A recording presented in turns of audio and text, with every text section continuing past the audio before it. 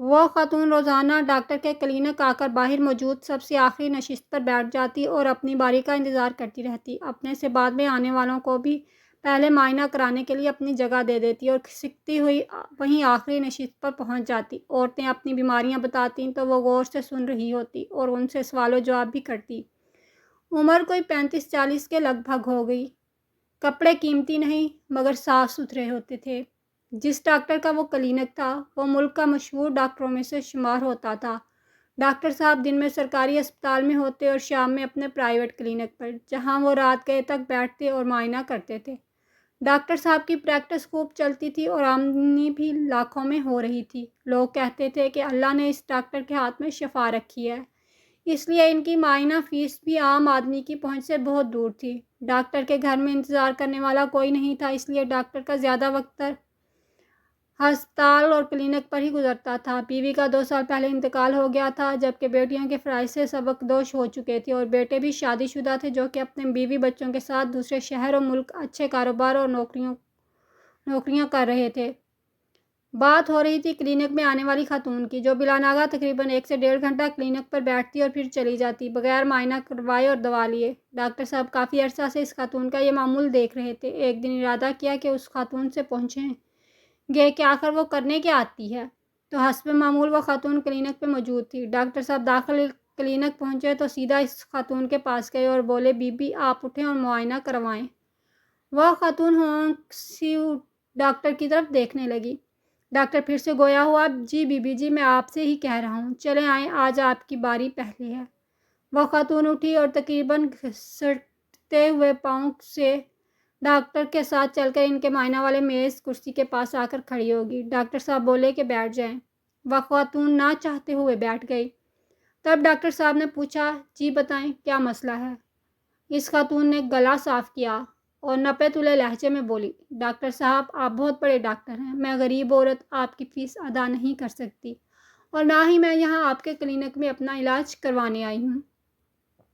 Doctor صاحب نے پوچھا، تو پھر آخر یہاں کیا کرنے آتی ہیں؟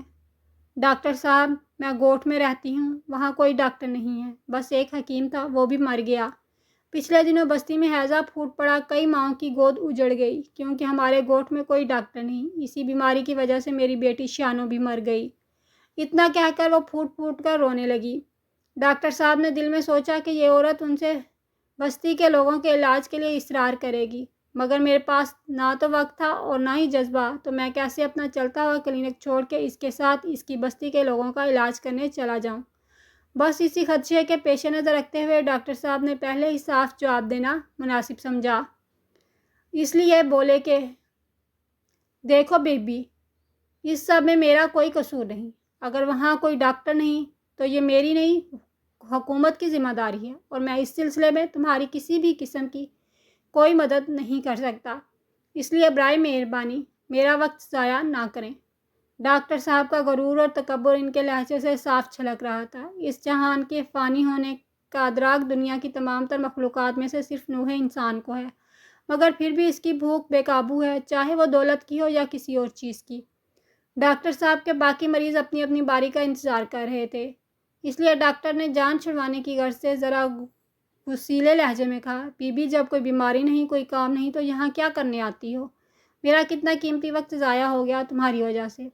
اس خاتون نے چند ثانیے ڈاکٹر کے چہرے کو دیکھا۔ خاتون کے چہرے پر حیرانی صاف پڑھی جا رہی تھی، شاید اسے اعلیٰ درجے کے اس ڈاکٹر صاحب سے ایسے گھٹیا پن کی امید نہیں تھی۔ دکھ و کرب سے وہ خاتون گویا ہوئی، ڈاکٹر صاحب میں پوری 5 جماعتیں پاس ہوں، آپ کے پاس جو مریض آتے ہیں میں ان سے باتوں باتوں میں ان کی بیماری کے متعلق پوچھتی ہوں، جو دوائی آپ ان کو تجویز کرتے ہیں اس کا نام بھی پوچھ لیتی ہوں۔ اس طرح روز 1-2 مریض سے میری بات ہو جاتی ہے اور گھر جا کے میں بیماری اور دوائی کا نام کاپی میں لکھ لیتی ہوں۔ پھر اگر بستی میں کوئی بیمار ہو جاتا ہے تو میں بیماری کے حساب سے آپ کی بتائی ہوئی دوائی انہیں لا دیتی ہوں۔ ڈاکٹر صاحب میری شانو تو مر گئی، مگر انشاءاللہ میں کسی اور کی شانو کو ایسے مرنے نہیں دوں گی۔ یہ کہہ کر وہ خاتون تو کلینک سے چلی گئی، مگر ڈاکٹر صاحب کی اعلیٰ تعلیم اس باعزم خاتون کی 5 جماعتوں کے سامنے ہیچ ہو گئی تھی، ان کی بھوک بھی مر گئی تھی۔